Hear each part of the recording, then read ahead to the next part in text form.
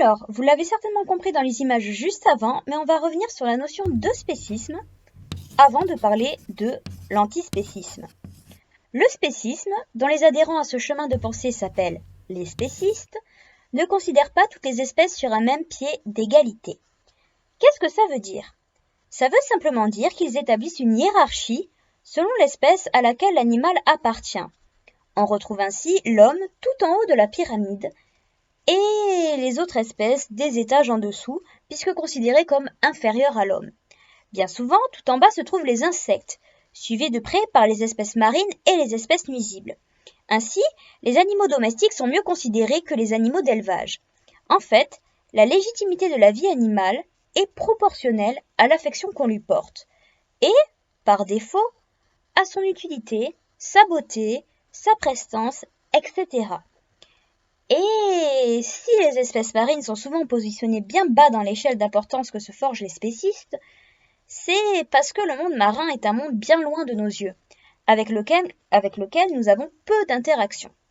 Donc, loin des yeux, loin du cœur. Pécher n'est donc pas un problème.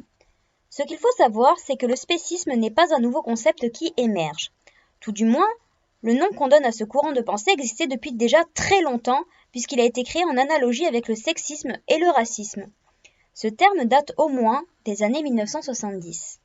Au cœur des arguments en faveur du spécisme, on va souvent trouver l'anthropocentrisme qui édicte que l'homme surpasse les animaux car en termes de capacité cognitive, personne ne l'égale. L'argument de la religion est aussi clairement présent puisqu'il est dit dans de nombreuses religions que les animaux ont été créés à l'usage de l'homme.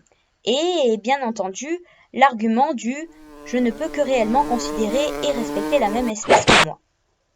Et là, pour les arguments contre, on rentre dans la notion d'antispécisme.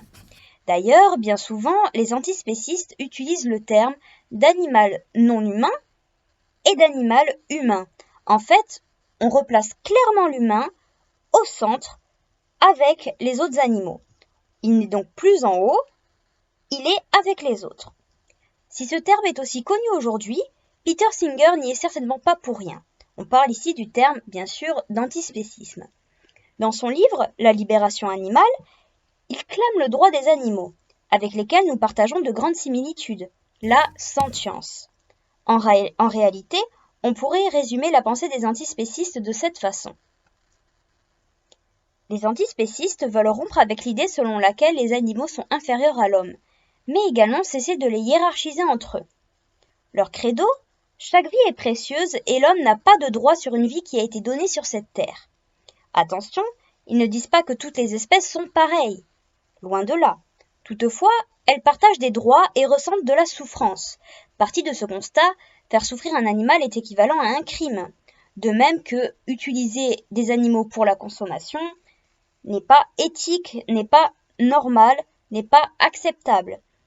Il en va de même pour utiliser les animaux pour des expériences.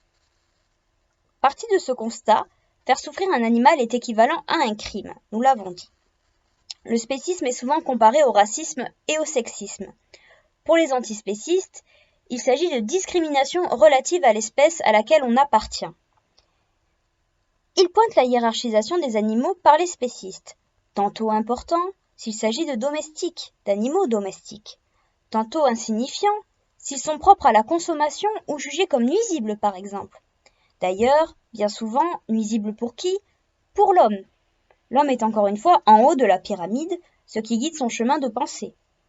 Beaucoup d'associations de nos jours se sont insurgées contre le spécisme, à l'image de L214 et 269 Life. Considérant qu'il n'est pas normal de porter de l'attention à son animal domestique, sous prétexte qu'il est proche de nous, mais d'avoir aucun scrupule à manger une vache, qui est tout autant un être sensible, ils se battent pour leurs idéaux.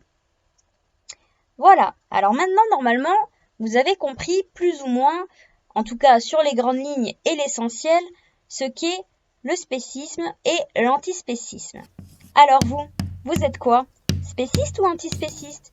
Attention, si vous avez bien suivi, il ne peut pas y avoir d'entre-deux.